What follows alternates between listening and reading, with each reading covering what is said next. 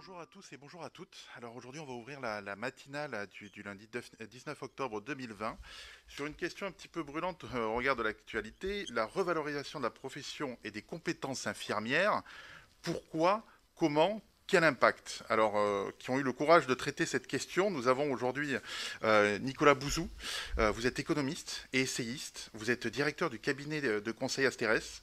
Vous avez publié de nombreux livres, dont un livre, moi, qui m'avait interloqué, le livre Le travail et l'avenir de l'homme, en 2017. Et vous avez justement parlé du fait qu'il ne fallait pas avoir peur de la robotique et du numérique. Donc, c'est un des points qui m'a marqué. Vous avez aussi travaillé sur cette question de la revalorisation des compétences infirmières. Nicolas Bouzou, bonjour. Bonjour.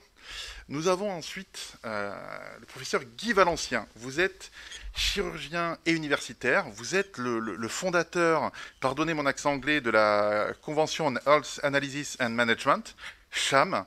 Vous avez écrit évidemment de nombreux ouvrages, dont un qui, moi, m'a interloqué aussi. Un médecin qui dit qu'il peut y avoir une médecine sans médecin, c'est toujours quelque chose qui peut interroger dans le bon sens du terme. Vous êtes aussi, vous avez travaillé régulièrement sur les transferts de compétences et l'évolution de compétences du corps infirmier. Monsieur Valencien, bonjour. Bonjour. Et ensuite, nous avons Patrick Chamboredon, président de l'Ordre national des infirmiers. Votre mandat est marqué très très vite par la production de contenu sur pourquoi il faut faire évoluer les compétences infirmières. Le livre blanc, une contribution au Ségur assez conséquente. Vous avez aidé à avoir les premières réformes qui ont marqué cette évolution des compétences, notamment infirmières en pratique avancée. Vous continuez ce combat-là. Monsieur Chamboredon, bonjour. Bonjour. Alors, nous allons commencer cette matinale. Le contexte est compliqué, le Covid est toujours là. On sent une grogne quand même du milieu soignant en général et en particulier du milieu infirmier. Une étude a été produite par l'Ordre national des infirmiers et beaucoup d'attentes. Alors, la première question, elle sera pour vous, Monsieur Chamboredon. L'Ordre national des infirmiers a publié les résultats d'une consultation interne la semaine dernière. Elle revenait notamment sur la situation actuelle des infirmières alors que l'épidémie s'accélère. Est-ce que vous pouvez nous en dire quelques mots, s'il vous plaît? Oui, merci, bonjour à tous et à toutes. Je voulais revenir sur le vibrant hommage qui m'a été fait pour débuter. C'est un travail d'équipe, c'est le travail du bureau du Conseil national. C'est vraiment le travail de l'ordre en général et de ce conseil qui s'est emparé des sujets professionnels et de la prise en charge de qualité. Effectivement, on voit bien qu'on est dans une difficulté, on est dans le dur, on va dire, hein, soyons directs. Il y a une recrudescence du Covid, de la Covid, notamment dans les métropoles, et on voit bien que nous avons souhaité nous inscrire dans ce qui était déjà pendant le Covid, pendant la première période de confinement, dans ces consultations qu'on mène auprès des adhérents de l'ordre. Donc en moyenne, nous avons 60 000 réponses pour 72 heures de consultation et là-dessus nous en tirons des enseignements que nous cherchons à publier et qui sont repris ou pas, mais vraiment des enseignements riches parce que des enseignements de terrain, de l'observation de terrain et des observations de la pratique tel qu'il est fait en fait pour les infirmiers sur leurs moyens et sur leur façon d'exercer. Dans ces enseignements-là, on a bien vu que d'emblée les professionnels infirmiers avaient proposé de créer deux types de filières, une filière Covid, une filière non Covid, et à cet aspect-là, l'ordre avait permis une dérogation au Code de la santé publique, en accord avec la Caisse nationale d'assurance maladie, des suppléants, des remplaçants et des titulaires qui pouvaient travailler de façon concomitante afin de créer deux filières, une filière Covid et une filière non Covid. Pourquoi? Pour éviter les contaminations, bien entendu, mais aussi pour permettre que les patients continuent à avoir confiance dans le système de soins. Et on sait que la confiance est essentielle dans ce système-là, est essentielle parce que ça évite aussi aux patients de se déprogrammer. Et donc ça, c'était vraiment quelque chose qu'il nous fallait absolument combattre. Un autre enseignement, c'est aussi que finalement, les infirmiers sont des acteurs de proximité, de terrain, et qu'il trouve que c'est trop cloisonné, que le système est trop cloisonné, et notamment entre la ville et l'hôpital, ça avait été repris beaucoup avant le Ségur, mais on voit bien que cette question-là de cloisonnement fait aussi entre les professions, et les infirmiers, notamment libéraux, mais aussi hospitaliers, quasiment pour 50%, disent qu'ils pourraient faire plus et être plus impactants sur le Covid, notamment sur le traçage, notamment sur le dépistage, et aussi pour permettre un meilleur suivi des patients chroniques qui restent à domicile. Voilà, après il y a des contextes plus de travail qui peut-être pourraient paraître plus syndicaux, mais dont l'ordre quand même a fait relever, et a souhaité relever, et qui vraiment s'inscrivent aussi dans la logique des trois consultations précédentes. Et on voit bien que les infirmiers disent qu'ils sont moins nombreux que d'habitude, donc est-ce qu'il y a réellement déjà eu une fuite, ou est-ce qu'il y a des maladies, ou est-ce qu'il y a des cas contacts, et puis qu'ils n'ont pas assez de temps finalement dans la prise en charge des patients. Alors, je pense que ce temps-là, c'est du temps de contact, du temps de relationnel, mais pas du temps technique où on met une perfusion.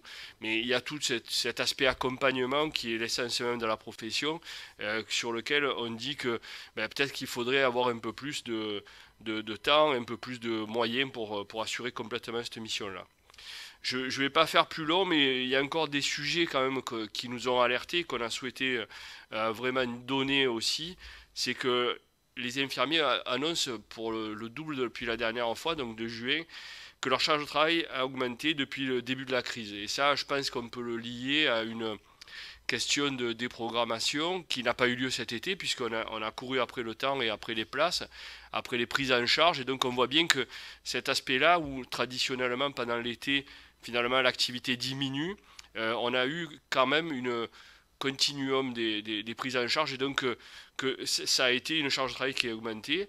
Donc ça veut dire que forcément les conditions de travail se sont un peu détériorées, puisque si on est en effectif un peu réduit et qu'en plus l'activité continue, voilà. Et bien entendu, le corollaire de tout ça, c'est aussi que 20% nous déclarent qu'ils n'ont pas pu prendre de congé, ce qui est quand même embêtant aussi, parce que on sait bien que pour durer dans le temps et pour continuer à assurer les soins, cette question du repos est essentielle.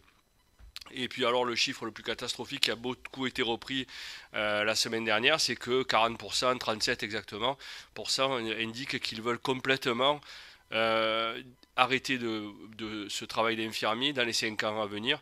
Et donc voilà, donc c'est vraiment quelque chose, un constat, et ce constat il est un peu tétré par le Ségur, mais je ne vais pas être plus long, je vais laisser la parole à nos invités, parce que finalement ces chiffres sont les chiffres de la semaine dernière, vous les avez vus, ils ont été traités, beaucoup, commentés, beaucoup aussi, et le volet financier n'y suffira pas. Donc je laisse la parole pour continuer et débattre de tous ces sujets-là. Monsieur Valencien, vous qui êtes proche de vos équipes, comment vous réagissez face à ce désarroi, ces chiffres compliqués quand même pour le corps infirmier? En fait, on a depuis des années dégradé complètement la chaîne de soins. C'est le spécialiste qui fait le diagnostic, c'est le généraliste qui prend l'attention, et c'est l'infirmière qui fait les toilettes. Et les soignantes, on se demande un petit peu ce qu'elle fait. Il faut donc repartir de la base et remonter toute la chaîne. Et l'infirmière doit avoir un rôle plus important. Si je regarde, les Français sont tout à fait prêts. L'an dernier, lors de CHAM, nous avons fait un sondage Ipsos-CHAM demandant aux habitants de 5 pays d'Europe, la Suède, la France, l'Allemagne, l'Italie et le Portugal, 3 questions. Est-ce que vous accepteriez que des infirmiers et des infirmières puissent faire des analyses de biologie, puissent prescrire des analyses de biologie et d'imagerie? 82% des Français ont dit oui. Les Français arrivent en deuxième, juste après les Suédois. Deuxième question, est-ce que vous accepteriez que les infirmiers et les infirmières puissent faire des traitements médicaux? 74%, c'est-à-dire 3 Français sur 4 sont prêts à ce que les infirmiers et les infirmières puissent prescrire des traitements et suivre des traitements médicaux. Et quatrièmement, accepteriez-vous que l'infirmière ou l'infirmier puisse faire des petits gestes chirurgicaux? 57%, plus d'un Français sur 2 est tout à fait d'accord. Donc vous voyez qu'il y a à la fois, bien sûr, un besoin, mais une acceptation de ce besoin qu'il faut tout de suite utiliser pour, je le répète, remonter la chaîne de soins de façon à ce que l'on arrive à rétablir, je dirais, les métiers dans leur réalité première. Très bien, merci beaucoup. Une question pour vous, Monsieur Bouzou. Cette désaffection, on peut le dire, voire ce manque d'attractivité, est-ce que ça va avoir un impact en termes économiques?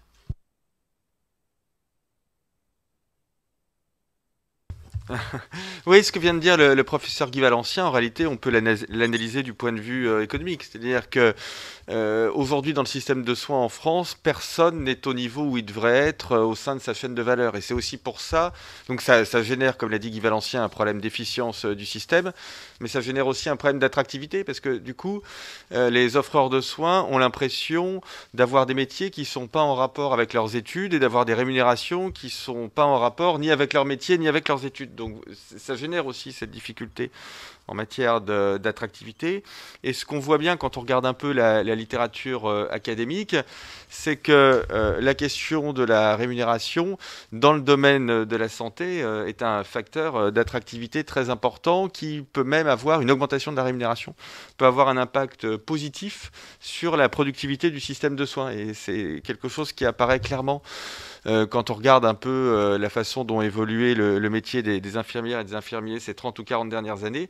C'est vraiment un domaine, celui de la compétence des offreurs de soins, dans lequel on a énormément d'études économiques, d'études scientifiques. Pour l'étude qu'Asterès a fait pour l'ordre des infirmiers, on a consulté l'ensemble de la littérature internationale. Il y a eu des méta-analyses récentes, c'est-à-dire des analyses qui font la compilation de toutes les analyses existantes, qui montrent très bien que quand on élargit les compétences des infirmiers et des infirmières, mais c'est vrai aussi, c'est un peu ce que suggérait Guy Valencien, ça pourrait être vrai aussi des médecins généralistes par exemple, mais quand on élargit la compétence des infirmiers et des infirmières, on a à la fois une augmentation de l'efficience dans le système de soins, parce que en réalité, ce sont des personnes qui arrivent à très bien faire des choses qu'elles ne font pas nécessairement aujourd'hui. Donc on a plus d'efficience et on a aussi plus d'attractivité à partir du moment où, bien évidemment, on a une augmentation de la rémunération qui est en rapport avec l'augmentation de la productivité. Le premier pays, je m'arrête, mais juste pour être tout à fait non, et pour être complètement précis sur ce sujet, les premiers pays à avoir regardé ça et à avoir fait ça, ça a été les États-Unis et le Canada il y a déjà très longtemps, c'est-à-dire dans les années 60. Et ça, ils ont été suivis par le Royaume-Uni dans les années 70-80. Et puis peu à peu, tous les pays s'y sont mis.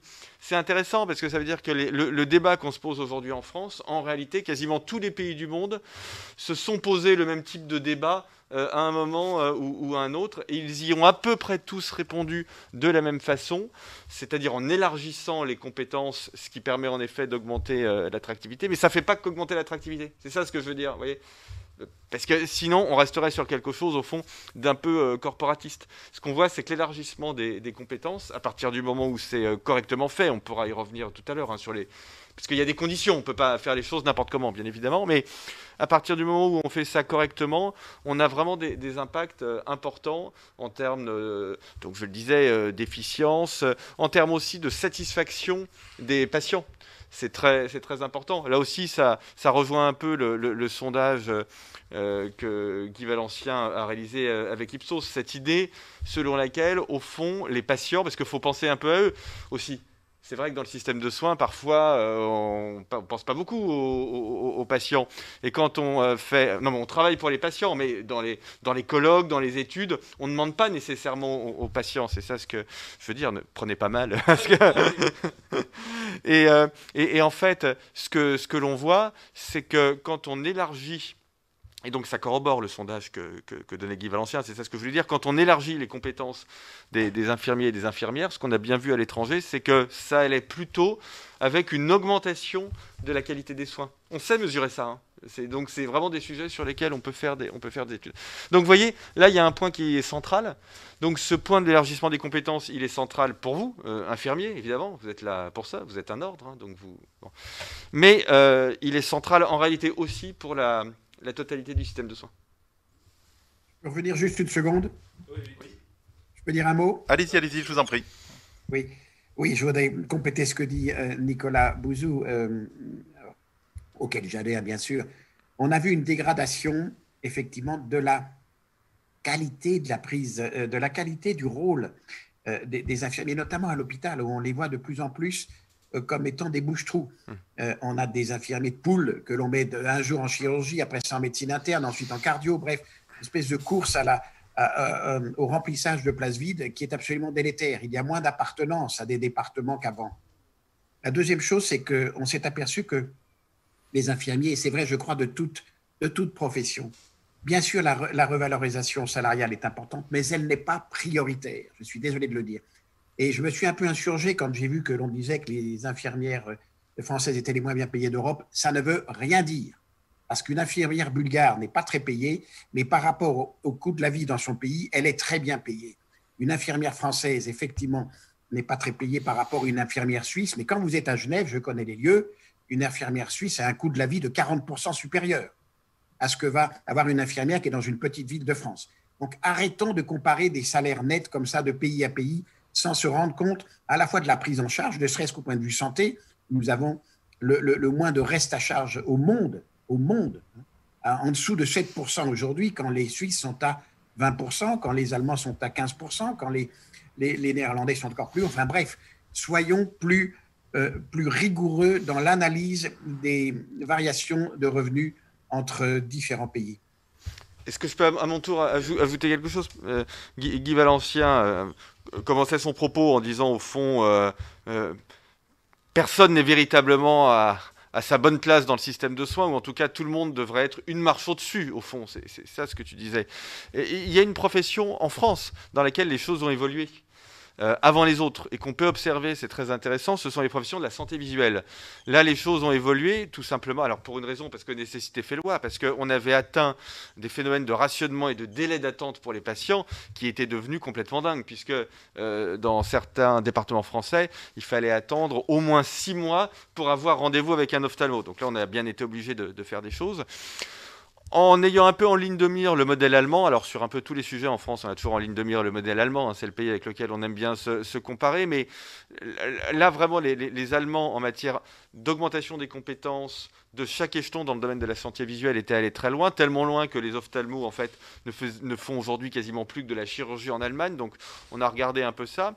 Et donc, on a fait monter en compétences en les formant les orthoptistes, même les opticiens. Je veux dire, aujourd'hui, un opticien fait beaucoup plus de choses et il intervient véritablement dans le domaine médical, ce qu'il ne faisait pas nécessairement il y a 15 ou 20 ans. Alors tout ça est très encadré, évidemment, mais au fond, tout le monde est ravi aujourd'hui.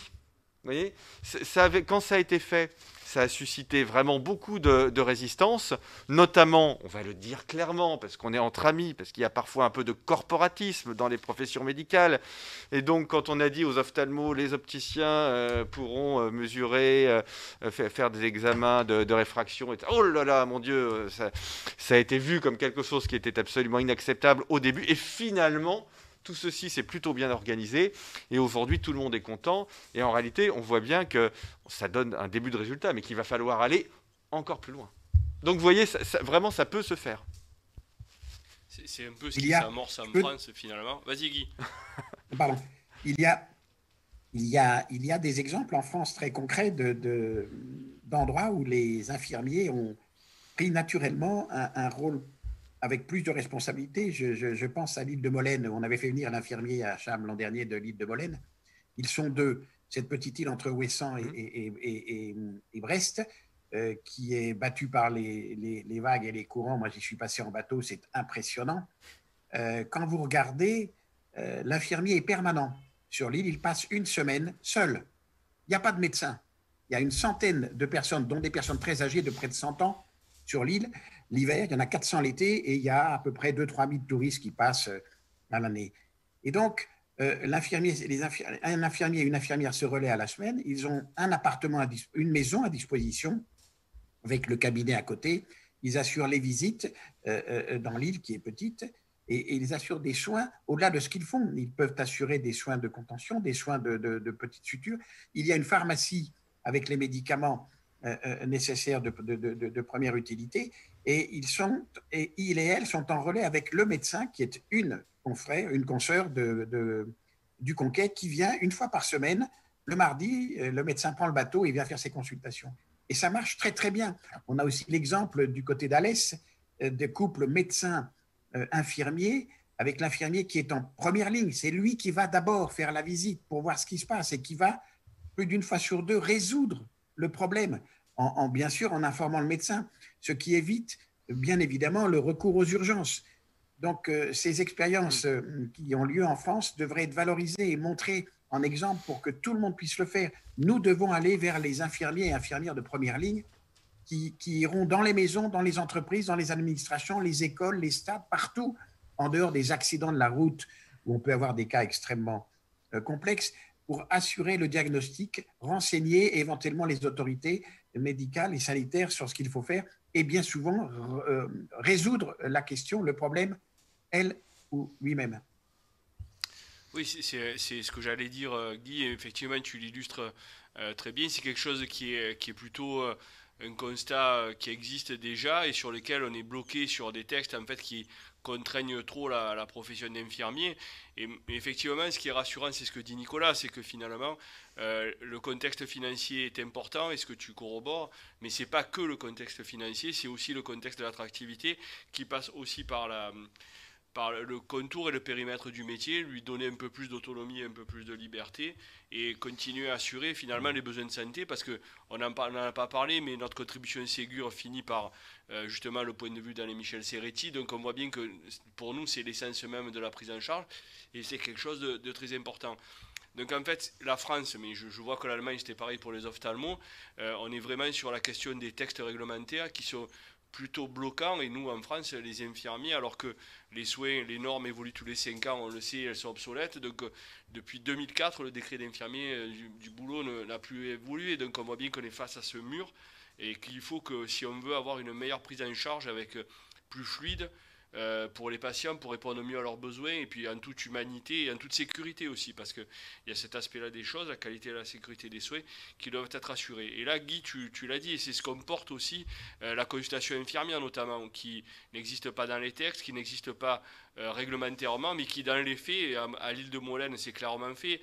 Ce que tu cites à Alès, c'est l'expérimentation équilibre, qui est un article 51 qui est en train d'être développé ou pas, on ne sait pas, puisque l'avenir des articles 51 a été revu dans la loi, donc on voit bien que c'est quelque chose qui porte le germe. Il y a des questions aussi qui ont été débattues pendant la prolongation de la loi d'urgence, notamment le certificat de décès infirmier.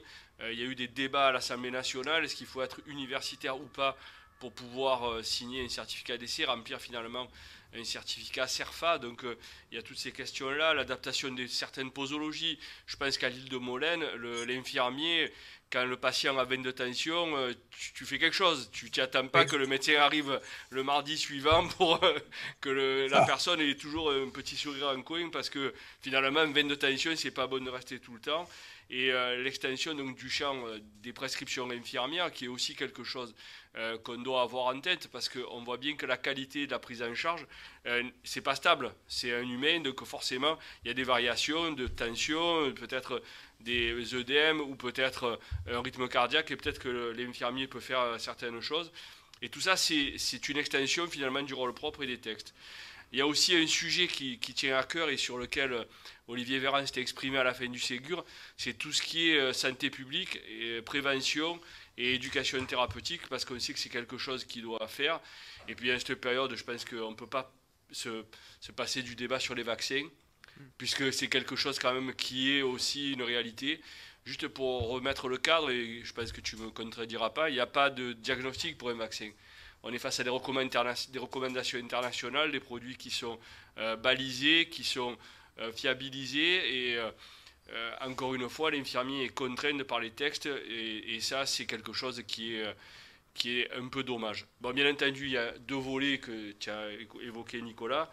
Il y a la question de la formation, puisque ça, on ne peut pas se faire sans formation. Il y a le versant d'évolution des textes, vers quoi on tend, et il y a toute la question de la formation. Et puis, bon, pour tout ça, c'est aussi l'ordre qui le porte, mais il faudrait qu'il y ait plus d'infirmiers qui soient dans la représentation et qui soient dans les instances politiques, je dirais, à même de faire évoluer les textes ou de tirer le signal d'alerte, comme l'a fait lors de la dernière fois, lors de la dernière consultation, pour arriver à porter ces idées-là. Ouais. Je suis entièrement d'accord avec ce point.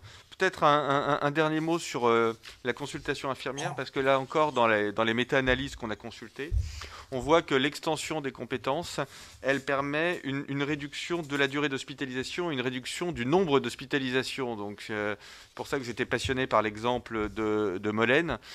Et ça, c'est intéressant dans le cas de la France, puisqu'on a une stratégie globale qui, justement, vise à essayer de faire un peu plus d'ambulatoire. Enfin, on y arrive d'ailleurs, hein, parce que la part des interventions en ambulatoire a dû doubler en 10 ans ou en 15 ans. Donc, on voit qu'on va relativement vite dans cette stratégie. On veut continuer pour essayer de sortir un petit peu de cet hospitalocentrisme qui fait partie des spécificités françaises. Et là, on a vraiment des études rigoureuses qui montrent que l'extension des compétences des infirmières permet d'aller vers cette stratégie. Et sans dégradation de la qualité des soins, ça, puisque tu faisais allusion à ça, c'est parfaitement documenté. Alors, si vous en êtes d'accord, j'en profite pour rebondir sur le sujet du Ségur de la santé que vous avez abordé.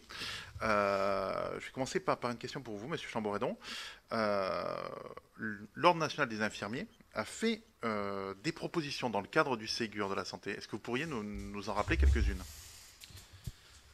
Oui, alors c'est pas passé le Ségur puisqu'on est en pleine période de déploiement et c'est en discussion encore et c'est en cours de déploiement. Et il y a des divergences de vues en fonction des organisations qui ont fait. Et on voit bien que l'aspect financier n'est pas l'aspect central, même si c'est un aspect indispensable. Et c'est vrai, Guy, ce que tu dis sur l'Europe, le reste à charge, et aussi la qualité de vie. Mais dans des grandes villes, les infirmiers, même si c'est largement au-delà du périmètre de l'ordre, mais dans une grande ville comme Paris, un infirmier qui débute a énormément de difficultés à se loger, a énormément de difficultés à pouvoir vivre, on va dire, et c'est un peu une difficulté puisqu'on sait que à la PHP, le taux de rotation, c'est tous les ans 30% grosso modo de gens qui s'en vont après leur formation parce que les conditions sont un peu compliquées. Donc oui, dans les discussions du Ségur, on avait demandé qu'effectivement il y ait des infirmiers qui soient notamment de nuit en EHPAD, parce que ça c'est un vrai sujet, et on a eu découvert au travers des enquêtes qui ont été menées sur le périmètre Ségur, que quelquefois il n'y avait pas de médecin coordonnateur, donc l'infirmier peut très bien jouer ce rôle-là, ville-hôpital, le rôle d'alerte, le rôle d'appel des pompiers, mais aussi assurer de la bobologie, comme tu le dis si bien, et tout ça au travers d'une consultation, et c'est pas sans perte de qualité ni de sécurité des soins. Parce que l'infirmier, c'est une équipe avec le médecin, mais aussi avec les autres professionnels de santé, les kinés, les dentistes, en fait tout ce qui gravite autour du patient et qui permet une bonne prise en charge. Donc voilà, donc on avait posé ça. Il y avait aussi la question qui est importante quand on parle de formation, toute la recherche clinique infirmière et les doctorats en soins infirmiers qui sont maintenant une discipline a été créée, donc on voit bien qu'il faut aller vers ça pour aussi valoriser et mieux mettre en valeur cette question-là. Et ça, le ministre en avait parlé avec une ouverture sur des statuts d'enseignants universitaires, praticiens hospitaliers, mais aussi universitaires. Donc on voit bien que PUPH sur le modèle médical, et ça c'est quelque chose qui était un peu demandé. La représentation, bien entendu, est quelque chose qui est très importante. Donc voilà un peu ce qu'on avait porté, et après, pas tout a été entendu, mais beaucoup de points ont été entendus. Alors, Monsieur Bouzou, le cabinet Asterès a évalué ces mesures. Globalement, quel est votre sentiment? Et dans la recherche perpétuelle d'efficience pour notre système de santé, est-ce que l'évolution des compétences infirmières peut rentrer là-dedans? Oui. Alors on a fait une évaluation mesure par mesure, donc je ne vais pas les dérouler ici parce que ce serait fastidieux, d'autant plus que vous avez fait beaucoup de propositions, il y en avait je crois 15 ou 18, mais elles ont toutes été évaluées, mais je pense que l'étude je pense que vous l'avez rendue publique. Ce sur quoi je voudrais insister, c'est un sujet qui me semble assez difficile à quantifier, mais qui à mon avis est essentiel pour que ça marche, pour que justement, comme vous dites, l'extension des compétences apporte quelque chose de positif en termes d'efficience. Et d'ailleurs, c'était un peu en filigrane dans l'intervention du président, c'est la coordination entre au fond, tous les acteurs du système de santé, c'est-à-dire évidemment entre médecine hospitalière et médecine de ville, mais entre les généralistes et les infirmières et les cliniques ou les hôpitaux, etc. Ça fonctionne pas bien. Il y a un moment où on est malheureusement obligé de dire les choses. Et encore pendant la crise du Covid, alors même qu'un certain nombre de freins avaient été levés, on était dans une espèce de régime d'exception. Moi, j'ai quand même encore beaucoup de soignants qui m'ont dit que les relations avec l'hôpital, par exemple, étaient difficiles. Et notamment pas mal de médecins généralistes qui m'ont dit que pour envoyer un patient à l'hôpital, finalement, on avait à peu près les mêmes modes de coordination, sans rire, qu'il y a 100 ans. Enfin, voilà, que ça n'avait pas beaucoup évolué. Alors pour deux raisons. La première raison, c'est que sans doute, on a des technologies qui ne sont pas du tout fluides. La deuxième raison, c'est qu'on est quand même dans un système qui, en France, est toujours extrêmement vertical, extrêmement siloté, avec peu de communication entre les silos. Donc ça, je pense que c'est vraiment votre rôle. Alors, il n'y a que vous qui pouvez faire des propositions là-dessus, parce que pour faire des propositions là-dessus, il faut être dans le système, il faut vraiment voir là où sont les blocages. Moi, de l'extérieur, je ne peux pas le voir avec vous, mais c'est évidemment très difficile. Et ça, c'est la première chose. Et la deuxième chose, c'est qu'il faut arriver, et c'est pas facile, bien évidemment, mais il faut arriver à lutter contre l'idée selon laquelle, si on change un peu les choses, on va y perdre. Voilà. Donc là, il y a un vrai travail à faire en coordination avec les fédérations hospitalières, d'infirmiers, de médecins, etc., pour essayer d'avancer là-dessus, parce que là encore, alors pardonnez-moi, je ne veux pas trop me couvrir derrière les études, mais enfin, c'est notre métier, mais ce qu'on voit très clairement, c'est que étendre les compétences sans, à un moment ou à un autre, changer le fonctionnement du système et améliorer la coordination, là, pour le coup, ce sera extrêmement déceptif en matière de résultats sur l'efficience. Ouais, oui. Ça je peux dire un mot? Ah ben oui. Ouais. Oui, totalement. Allez-y. Oui, je rejoins ce qui a été dit par Nicolas et par Patrick, tout à fait. Il y a une chose qui me sidère, c'est que on ne veut pas simplifier les rapports entre les acteurs. Je prends un seul exemple. Quand on utilise un smartphone de dernière génération, les nouveaux téléphones portables, avec FaceTime, la qualité de l'image est exceptionnelle. Pourquoi faut-il passer par des systèmes cryptés, extrêmement complexes, lourds, hein, donc on n'a pas comme ça dans son sac à dos, pour une infirmière qui irait dans une maison, dans une entreprise ou ailleurs pour voir un cas, et être en relais FaceTime avec le médecin généraliste avec un smartphone, qui serait un smartphone, je dirais, déshumanisé, au sens il appartiendrait à la communauté. La caisse d'assurance maladie pourrait payer ces smartphones. J'en avais parlé à Nicolas Revel à l'époque, je lui ai dit, tu dois fournir aux infirmiers et aux infirmières un smartphone professionnel. Ce qui fait que si je prends une image de quelqu'un, ce n'est pas le téléphone de la personne, donc on ne sait pas. On n'a pas son identité. Donc on résout le problème de cette privacy française où on est là à s'exciter comme des malheureux. Ma liberté, j'en ai rien à faire, ma liberté. Ce qui compte, c'est que l'information soit passée du professionnel sur place au bon professionnel qui est à distance pour l'aider. Voilà des propositions extrêmement concrètes. Je souhaite que, et ce n'est pas très cher si vous regardez, je souhaite vraiment que les infirmiers de première ligne, ce qu'on appelle ceux qui iront et celles qui iront partout, puissent avoir ce téléphone professionnel financé par la communauté. Alors, professeur, j'en profite, j'ai une autre question pour vous. On a vu qu'il y a eu plusieurs lois qui sont passées, à l'époque la loi HPST, la loi de modernisation de notre système de santé, la loi de transformation de notre système de santé, le Ségur santé. Est-ce qu'au fond, c'est pas la revalorisation et l'évolution des compétences infirmières la vraie loi de transformation possible pour moderniser notre système de santé? Bien sûr, bien sûr. Toutes les lois qui ont été là ont raté le coche. Mais pourquoi? Parce qu'à partir de bonnes idées, on voit la chape de plomb syndicale, je suis désolé de le dire, et quand je dis syndical, ce n'est pas forcément que les médecins. J'ai vu dans certains syndicats infirmiers, oh non, on n'a pas envie de bouger, oh là là, surtout, restons comme ça. Je vois des dissensions parfois entre les syndicats infirmiers sur le rôle des futurs, des premières infirmières en pratique avancée. Donc, quand il y a une désunion entre les professionnels, comment voulez-vous qu'on avance? Et à chaque fois, on rate le coche, on bute le pied sur la marche et on tombe. Donc, il va falloir aller beaucoup plus loin et embarquer la totalité des acteurs. Hier encore, je crois, Décision Santé faisait une émission sur le service d'accès aux urgences, le SAS, le SAS. Et il y avait le patron des urgentistes et le patron des médecins généralistes. Il n'y a pas eu un mot sur les infirmiers et les infirmières. On a juste parlé de la secrétaire qui prenait le téléphone et qui pourrait répartir les choses. Pas un mot sur les infirmiers et les infirmières. Donc on voit que les deux mondes ne sont pas encore prêts à collaborer de façon institutionnelle, j'entends. Sur le terrain, bien sûr qu'il y a des médecins généralistes qui travaillent en parfaite osmose avec les infirmiers, il n'y a pas de problème, ou des spécialistes aussi.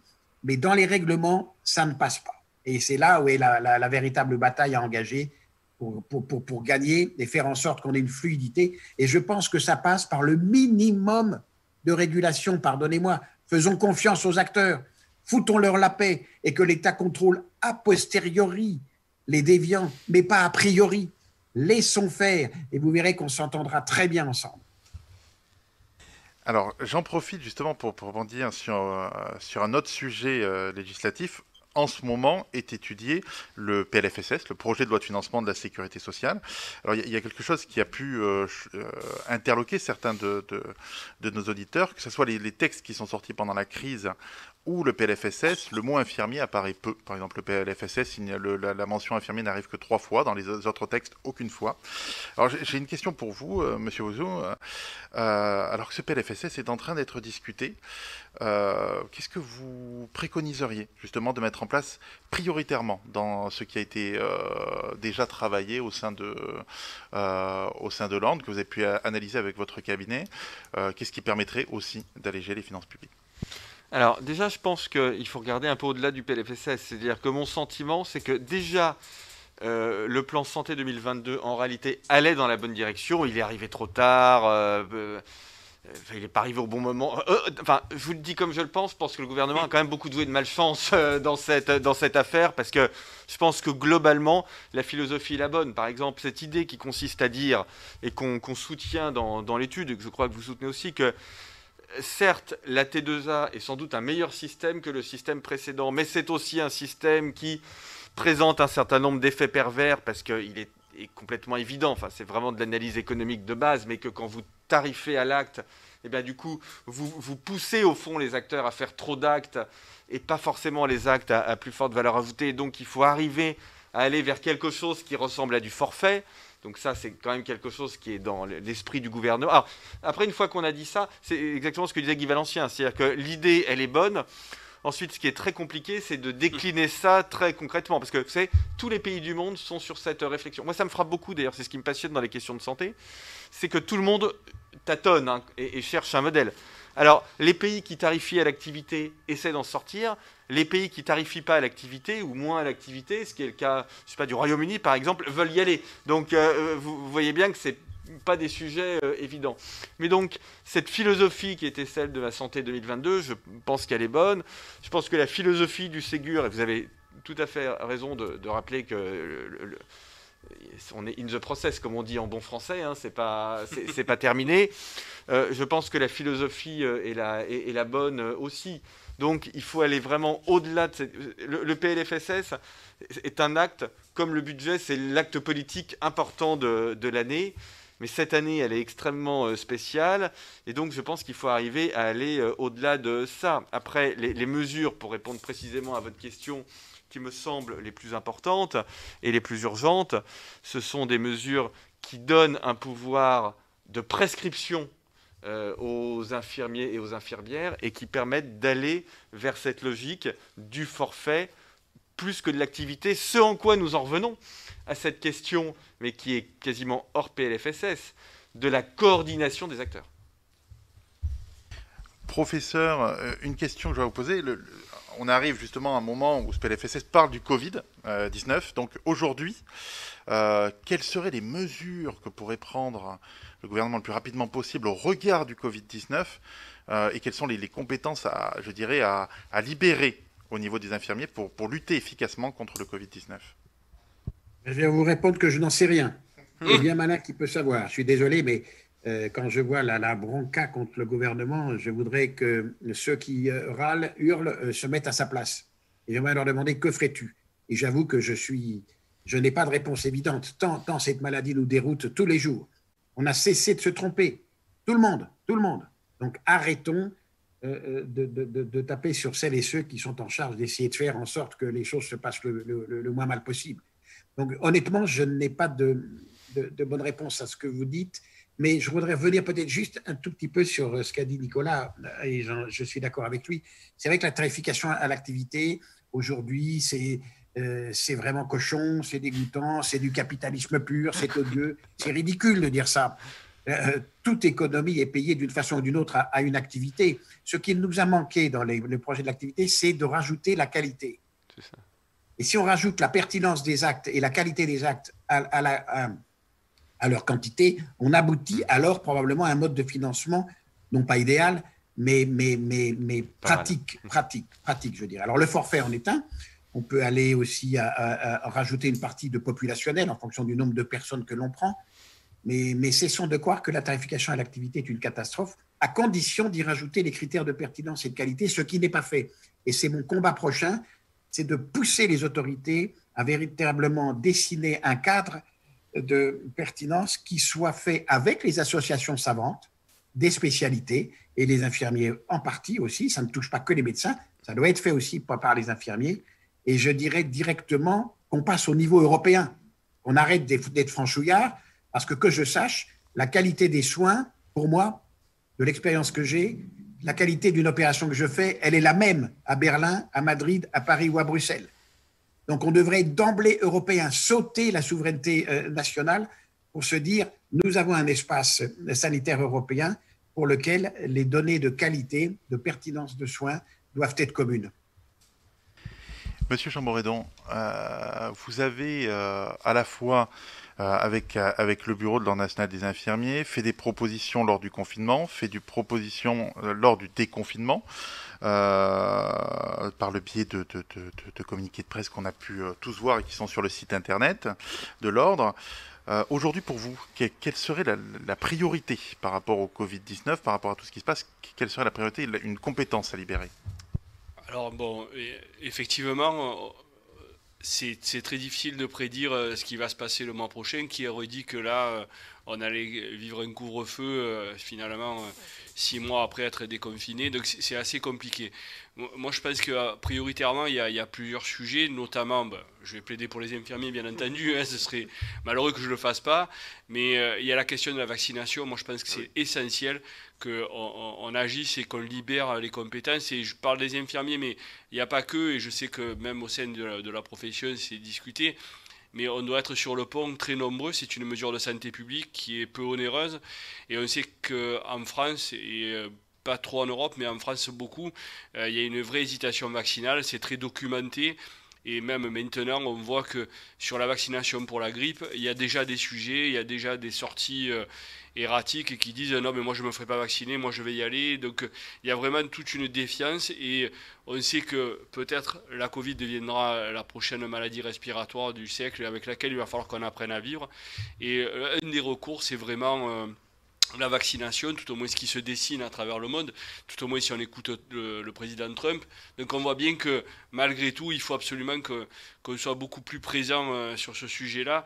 Et je pense que là, on ne se trompera pas trop. Après, sur tout le reste, effectivement, entre ce que tu dis Guy et ce que dit Nicolas, on est d'accord sur la coordination entre la ville et l'hôpital, la coordination entre les professionnels.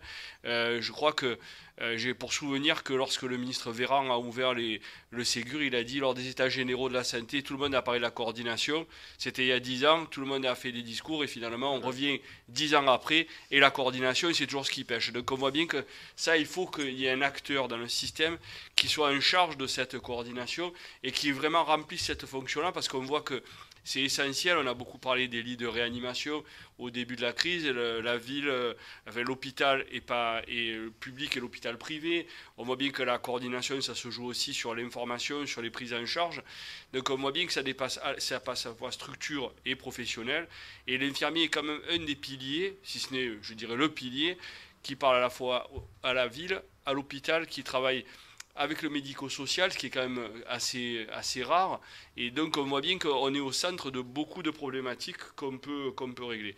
Bien entendu, le DMP, ça a été dit, c'est quelque chose qu'on attend largement parce que c'est vraiment un outil de fluidification et de communication plus important. Il y a quelque chose que tu n'as pas trop abordé, Guy, alors que je sais que tu es plutôt technophile, c'est le télésoin. Et ça, on voit bien qu'en France, les infirmiers sont très contraints sur ce sujet-là, alors que c'est vraiment une mesure à la fois de protection, mais aussi de suivi, et pas de suivi de masse, mais de suivi personnalisé à distance, qui peut permettre, bon, je ne vais pas les déloger l'infirmier de l'île de Molène, mais ça peut permettre dans des coins reculés, dans des coins où on sait qu'il y a une difficulté de présence médicale, d'être présent.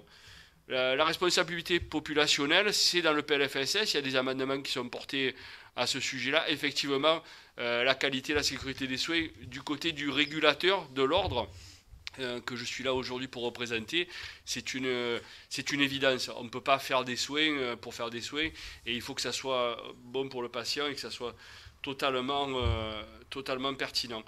Et puis bon, il y a tous les exemples internationaux. Et ce qui est frappant quand même dans ce que tu as dit, Guy, c'est les difficultés qu'il y a et la peur qu'on a. Finalement, les IPA, les infirmiers de pratique avancée, tu les as fait venir l'année dernière à Cham, tu as pris des exemples étrangers, tu as pris une Anglaise qui opérait toute seule, en toute autonomie. Et c'est vrai qu'en France, c'est encore une profession qui fait débat, alors que comme l'a rappelé Nicolas, ça fait 60 ans qu'aux États-Unis ça existe. Le débat, il a été clos il y a 60 ans. En France, la loi de Marisol Touraine, c'est la loi de 2016. Et il a fallu finalement 2 ans pour arriver à avoir des textes qui permettent de faire évoluer la profession d'infirmier, qui est ouverte à d'autres professions aussi, mais on est encore comme ça. Donc voilà, moi je suis circonspect, mais pour répondre à la question, je dirais la vaccination et puis plus de coordination et des textes qui libèrent l'autonomie de la profession d'infirmier, la consultation, la coordination, enfin, tout ce que finalement reste sur la table. Pas que personne ne veut s'en emparer, mais c'est tellement difficile qu'il faut être au plus près du terrain et voir ce qui fonctionne, comme tu l'as dit, Nicolas. Alors, nous glissons tranquillement vers la fin de cette matinale. Et alors, souvent, nos auditeurs nous reprochent d'être un petit peu dans la sinistrose, que je peux comprendre. Il y a le Covid, tout ça, le Ségur, PLFSS. L'ambiance du jour est pas voilà, l'ambiance est un peu lourde. Et beaucoup d'infirmiers nous disent, mais c'est pas notre réalité, notre métier est beau, même si on veut qu'il évolue. On a une très très large majorité qui veut qu'il évolue. Je dirais, demain, pour vous, le métier infirmier idéal, le métier infirmier réenchanté, c'est une question que je vais poser à vous, Monsieur Bouzou, à vous, professeur, et à vous, Monsieur Chamboredon. Demain, comment on réenchante ce métier? Comment on va vers un métier qui se retrouve et qui évolue? On en a absolument besoin. Enfin, je veux dire, en fait, le sens, il me semble assez évident. C'est-à-dire qu'on a besoin d'avoir des infirmiers et des infirmières qui fassent plus de choses qu'aujourd'hui, qui aient une marge de manœuvre plus large. Alors, plus de compétences. Alors, compétences, ça ne veut pas dire ça veut pas dire qu'aujourd'hui, ils ne seraient pas compétents. Hein, mais dans le langage administratif français, ça veut dire qu'ils aient le droit de faire plus de choses que ce qu'ils font aujourd'hui. La question des vaccins, par exemple, est excellente. C'est c'est l'exemple que prenait le président. On a un problème de sous-vaccination en France sur tout un tas de sujets, pas seulement sur la grippe d'ailleurs, mais on a un problème de sous-vaccination en France, alors qui est très multifactoriel, qui est lié au fait que les gens en France sont assez technophobes et assez anticapitalistes, et donc ils craignent un peu les vaccins. Ça, c'est la première chose. La deuxième chose, c'est que parfois, en effet, il est assez difficile de se faire vacciner parce qu'il faut prendre rendez-vous chez le médecin, etc. Même si j'observe que le fait qu'un certain nombre de pharmaciens puissent faire des vaccins, ça c'est aussi quelque chose qui est intéressant. Ça suscitait beaucoup de craintes au début, et aujourd'hui on voit bien que c'est plutôt considéré comme étant quelque chose de positif. Et puis d'ailleurs, dernière chose sur les vaccins, qui n'est pas complètement dans le débat, mais il peut aussi y avoir des problèmes aujourd'hui, pour le coup, au niveau de l'offre de vaccins, puisque j'ai essayé moi-même de me procurer un vaccin contre la grippe samedi, ce qui a bien fait rire mon pharmacien, qui m'a demandé de revenir dans 3 semaines avec une ordonnance stipulant que j'étais obèse et que j'avais plus de 65 ans. Sinon, je ne l'aurais pas. Voilà. Professeur, à vous, dites-nous comment vous voyez pour réenchanter la profession. Je dirais que, pour moi, c'est la responsabilité. Avant tout, c'est donc faire en sorte que les infirmières, les infirmiers puissent acquérir des responsabilités supplémentaires, déjà certaines par leur cursus actuel, je dirais, avec la valorisation des acquis de l'expérience, plus de responsabilités dès aujourd'hui. Et deuxièmement, pour aller encore plus loin, au prix d'une formation Master 1 ou Master 2, selon, d'aller avec d'autres responsabilités.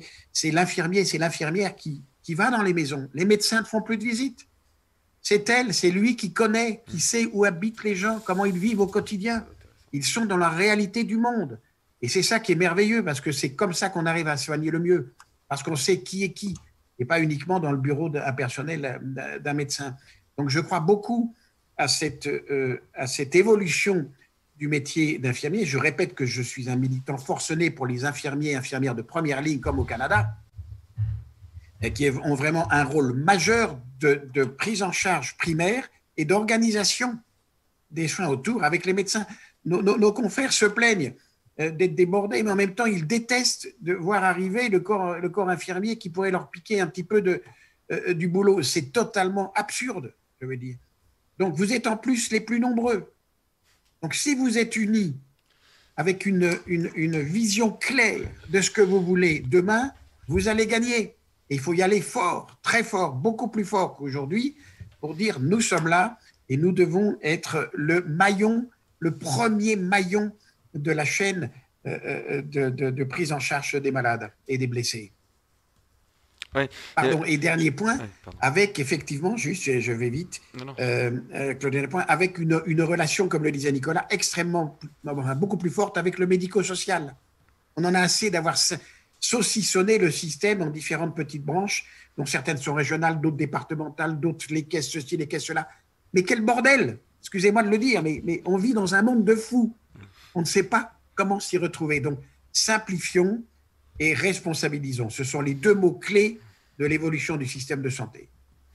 Oui, non, un élément de contexte, quand Guy Valencien dit vous êtes les plus nombreux, ça me fait penser à un élément de contexte que j'ai oublié de vous donner, mais à culpa, mais qui est très important pour l'analyse, c'est qu'on a un vrai sujet en France, bien évidemment, de déserts médicaux. La population de médecine générale diminue, la population des infirmiers, elle augmente relativement rapidement, c'est de l'ordre de 3% par an à peu près. Oui, donc on voit aussi qu'on a besoin des infirmières et des infirmiers pour aussi aider à lutter contre ce phénomène de la désertification médicale auquel il ne faut pas répondre. L'erreur qu'on fait en matière de désertification médicale, c'est de se dire il y a moins de médecins généralistes dans certains endroits et donc il faut remettre autant de médecins généralistes comme avant dans les endroits dans lesquels il y en a moins. C'est absurde parce que c'est pas possible en fait, parce que c'est une voie de garage, parce qu'on n'y arrivera pas. Donc faut se débrouiller autrement, par une organisation différente. Et ça, Nicolas, vous pouvez aider à ça. Ouais. Ouais, je suis bien d'accord avec toi complètement parce que vouloir mettre 20% de médecins en plus, comme ça a été dit, on les aura dans 10 ans. Mesurons ce que sera la médecine dans 10 ans avec l'accélération de l'intelligence artificielle qui va quand même sacrément modifier nos métiers médicaux à nous, hein, notamment certaines professions, dont je pense les radiologues, les biologistes et autres notamment. Et deuxièmement, l'arrivée et la puissance de feu des infirmiers dont on parle, je dirais, de nouvelle manière. Donc il y aura besoin de moins de médecins demain et non pas de plus.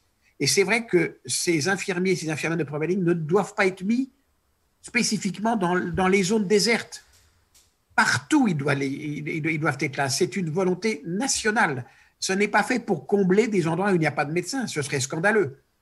Donc oui, je pense que vous êtes la profession qui a le plus de chances d'évoluer si vous prenez à bras-le-corps, je dirais, le futur en étant unis entre vous. Unis entre vous. C'est le vrai message que j'ai à donner parce que toute profession qui évolue a tendance à se diviser et c'est la catastrophe. Et les pouvoirs publics ne savent plus quoi faire. Donc, simplifiez leur aussi le boulot. Soyez tous ensemble pour proposer ces nouveaux métiers d'infirmier. Ben, le texte de la pratique avancée, Guy, tu le sais, je m'en suis emparé. On a fait 3 mentions. On en a fait une 4e avec la psychiatrie. Puis là, maintenant, on est en train de voir justement quelque chose qu'on appelle de nos voeux et qui avait commencé à être discuté, le premier recours et les urgences, puisque le rapport de la Cour des comptes montrait que 60% des gens qui se présentaient aux urgences n'avaient rien à y faire. C'est l'esprit de la réforme qui est actuellement dans les tuyaux, où il y aura un reste à charge. Après, on peut discuter est-ce que c'est la bonne méthode ou pas, mais d'éviter justement les déplacements et l'engorgement des urgences pour des patients qui n'auraient rien à y faire, ou alors s'ils ont quelque chose à y faire, mais que ça soit un infirmier, s'ils ne nécessitent pas la prise en charge d'un médecin. Donc on voit bien que c'est cette question-là. Après moi, je ne suis pas là pour déclencher une guerre, on a une très bonne relation avec tous les autres ordres professionnels. Non, mais c'est ensemble qu'on va réussir. C'est pas l'infirmier dans son coin, et je crois que Guy, il y a un couple peut-être naturel, même si on est 2 garçons, un couple naturel entre le médecin et l'infirmier, puisqu'on est 2 soignants, il y a un prescripteur et un prescrit, mais au-delà de ça, on est tous les 2 les derniers cliniciens finalement à se rendre au pied du patient et à examiner le patient. Donc ça, c'est une plus-value. Et dans la chaîne de soins, c'est une équipe, il y a le pharmacien qui est là pour délivrer les médicaments, et c'est vrai que Nicolas n'est ni obèse ni à 65 ans, ou alors il faut changer mes verres, et donc pour le vaccin pour la grippe, il faudra qu'il attende un peu, parce que ce sont les professionnels de santé et les personnes en ALD cette année, donc Nicolas, tant pis, la grippe, encore un petit peu d'attente. Je garde le masque. Mais il y a une réalité derrière tout ça, et c'est vrai que les infirmiers appellent de leur vœu ces responsabilités supplémentaires que tu décris, la consultation, on l'a dit, c'est vraiment une augmentation des compétences de manière générale, et sans dépenses supplémentaires, et ça Nicolas l'a bien dit, l'a bien démontré, et c'est vraiment un système global, un système d'État, hein, puisque la santé est un modèle d'État dans tous les pays du monde, et effectivement, il faut qu'on arrive à trouver un point d'équilibre. Moi, je ne pense pas que ça soit au détriment des uns et des autres, mais c'est tous ensemble. Et ça, c'est aussi facteur de redonner une attractivité à notre profession. Les chiffres qu'on a donnés, pour revenir sur la constatation de la semaine dernière, d'infirmiers qui vont s'en aller, c'est une perte. Nous sommes tous des contribuables, c'est une perte, c'est des gens qu'on a formés et qui vont arrêter ce métier-là. C'est un gâchis social, c'est un gâchis personnel pour les infirmiers, mais c'est un gâchis sociétal, puisque finalement, on perd cette expertise clinique d'infirmiers qui sont là, qui pourraient être utiles. Les temps de disette, dans les 10 prochaines années, on sait que le nombre de déserts médicaux ne va faire qu'augmenter. Et comme l'a dit Guy, c'est 20 ans pour faire des médecins, puis c'est 10 ans d'études, plus après le temps d'installation. Et l'attractivité, ça a déjà été débattu. Pour les médecins, l'implantation ne peut pas se faire comme ça en disant toi tu vas aller là, toi tu vas aller là, ça ne marche pas. Et le Sénat avait reculé la mesure et ça n'a pas été repris à l'Assemblée nationale. Donc on voit bien qu'il y a une discussion autour de ça, alors que les infirmiers sont déjà répartis sur le territoire. Et on ne va pas faire à la place d'eux, on va faire avec. Et ce qui concerne plus particulièrement les infirmiers de pratique avancée, c'est un nouveau métier qu'il va falloir implanter, qu'il faut peut-être voir des nouvelles dimensions, des nouvelles mentions pour lui donner, des nouvelles dimensions en peut-être lui donnant plus d'autonomie, parce qu'effectivement, les textes actuels sont assez contraints, et c'est quelque chose qu'il faudrait qu'on lance, qu'on libère un peu, qu'on laisse les infirmiers de pratique avancée finalement s'emparer tout seul des patients et être un vrai premier recours dans la prise en charge. Voilà, Mais les médecins n'en veulent pas. Tu sais bien, Patrick, pourquoi est-ce que ça coince les IPA? Parce que les syndicats médicaux sont contre et trouvent tous les moyens d'essayer de leur donner juste le minimum du minimum du minimum. C'est scandaleux, je veux dire. Il y a un moment, il faut marcher dessus et dire on y va, vraiment. C'est gentil de dire on va aller tous ensemble. C'est pas vrai. Tu verras qu'il y aura toujours des résistances, d'autant plus fortes du corps médical, que les infirmiers seront en prise de plus en plus importante des soins et de la prévention dont on a parlé et sur laquelle j'insiste à nouveau, qui est un domaine énorme et qui est un domaine essentiellement infirmier. C'est sûr, il faut qu'on arrête de passer de la situation du cure au care, alors c'est anglicisme, mais effectivement, il vaut mieux qu'on fasse de la prévention, ça nous coûtera moins cher et puis ça sera au final bénéfique pour tous les patients, ça évitera d'engorger les hôpitaux et puis c'est aussi mieux vivre dans notre société. Après, effectivement, les infirmiers de pratique avancée ont beaucoup de difficultés, que ce soit extérieur, tu viens de le décrire, mais aussi intérieur, et ça c'est quelque chose qu'il faut évaluer, et le ministre nous a chargé, Patrick Bou et moi-même, d'une mission sur une profession intermédiaire. Il faut qu'on envisage justement l'étendue de cette nouvelle profession et comment on peut, pour l'instant on n'a pas la lettre de mission, mais comment ça va s'intégrer dans ce paysage quand on voit déjà que les infirmières de pratique avancée ont des difficultés d'adressage, des difficultés de prise en charge et de premier recours. Mais je pense qu'il faut qu'on arrive à transcender ce qu'a dit Nicolas tout à l'heure, le corporatisme professionnel, pour aller vers autre chose. Et le système, il ne va évoluer que par l'extérieur, c'est un peu le but de cette matinale aujourd'hui, mais aussi par l'aspect économique des choses, et on sait qu'on reste dans une enveloppe contrainte et qu'il faut soigner les gens qui rentrent chaque année à périmètre constant. Donc c'est quelque chose qu'il faut qu'on arrive à réduire, cette quadrature du cercle. Alors merci à tout le monde. On arrive donc au bout de cette matinale. Merci professeur, merci monsieur Bozou, merci monsieur Chamboredon pour cette matinale sur la reconnaissance, la revalorisation de la profession des compétences infirmières. On terminera peut-être par cette citation du philosophe Axel Honneth: on se reconnaît avant de se connaître. Et peut-être que cette reconnaissance sera la pierre angulaire du métier infirmier de demain. Merci beaucoup. Merci à vous, vraiment, merci beaucoup. Salut Guy, à bientôt. Au revoir. Merci Nicolas. Au revoir à tous.